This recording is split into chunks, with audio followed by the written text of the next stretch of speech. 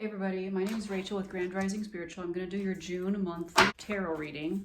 These are the decks I'm going to use. I'm going to use the Thoth deck here, and then I'm going to use the Druid Craft Tarot, and the box looks like this. And then for the summary card, I'm going to use the Herbal Astrology Tarot.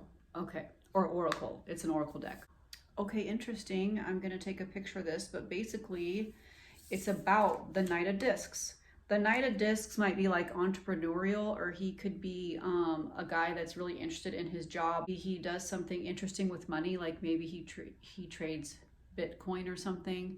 So he's going to be a Taurus, Capricorn, Virgo. He's really grounded, but once again, since he's in the Pentacles suit, it means like he is focused on family and money and things like this. But since he's a knight, he's kind of really forward thinking about it. He might have different ideas about money. That's why I say maybe like an entrepreneur. Now, in the recent past, there's this Knight of Cups, and this guy is kind of self-sacrificing in a way. So this reading could be about somebody who's moving on from the Knight of Cups to the Knight of Discs, or this could be about them being a couple. Usually the people that watch most of these videos, a lot of times they're women. So this could be like a lady going from one to another guy. But this can be two males in a relationship, because the next card is the love card. So these two guys could be in love, or else there's somebody that's moving between them and then finding love. So let's pull some more cards on this. But in the hidden position, there's a ruin. So there is confusion. Now, the Ten of Swords it means confusion. It means like the end of the cycle of confusion. So, you know, Aleister Crowley just named this card ruined, but doesn't necessarily mean actually ruined. Okay, so around the Knight of Cups, we have the Fool card, we have Justice, and then we have Success. I mean, I'm not gonna lie, it's kind of a confusing reading, because maybe the Knight of Cups was successful, or the relationship was successful in the past, but like there's a Fool, like he had to take a different road. And then Justice, like he was successful, but then justice was served. Something along these lines. Or maybe because he's self-sacrificing, justice was then served. Yeah, there's a lot going on with this knight in the past. Okay. Now, in the future, now this could be like going into July. We have the Fortune card, and the Fortune card is really, it's about changes. So I guess if these two men are lovers, or else somebody moves from one to the other and then finds love with the Knight of Discs, because he's kind of at the center here. The reading's more about the Knight of Discs, honestly. That's who this is about. Then after they're together, a lot of changes have to be made, like adjustments, because the Wheel of Fortune is about real life adjustments. It's not like a spiritual adjustment. I mean, that comes with the territory. Anytime you have to change, there's some spiritual change, but like maybe change a house, change your attitude, a change of diet, a change of like job. Okay, so now I'm going to shuffle the Druid Tarot, the Druid Craft Tarot. Okay, that's this. It's one of my favorite decks. What do we need to know for June 2024? So as some of you know, I typically try to really avoid reversals. I don't really like to read reversed cards, because the cards are already so complicated already. And I try hard to make sure there's no reversals in my deck. But of course there's a reversal, so I'll get to it. Now in the center we have the Fool. Now we had the Fool in the last spread, but it was describing the Knight of I think it's Cups, yeah. Because he had a new beginning. Now this time the Fool is at the center. So there is a new beginning here. So that kind of does go with like the relationship is new, or the moving on from one night to the other is new. And that's what the Fool is. It's the new beginning. It's about lightening up, like maybe changing your viewpoint, but it's a really lighthearted card. It's a lot about action. So I hope you can see that.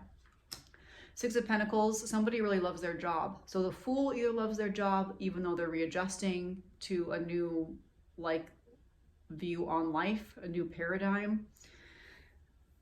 Or the other guy in the other reading, the Knight of Cups, probably liked his job. It doesn't really matter, but people really like their jobs. And also the Fool, he's carrying a pack. So, I mean, it's implying that he's got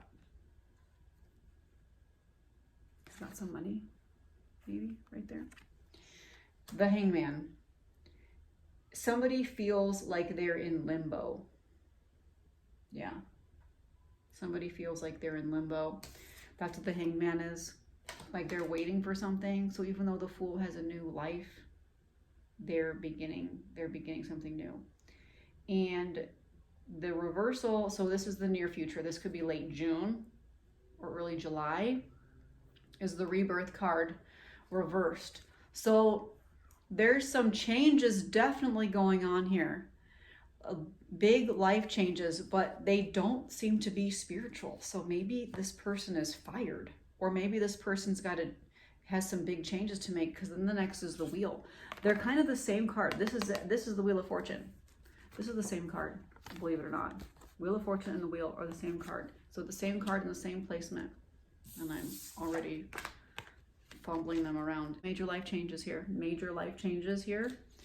Now, this person's also creating a circle. Like literally creating a circle to do spell work. A lot of changes. So the Fool has to kind of have, like, I guess once they've adopted this lighthearted paradigm, a lot of things are going to make some major shifts in their life. The Love card is not in this spread. That's okay. I'm actually going to pull some cards and then pull the cards on the Rebirth card.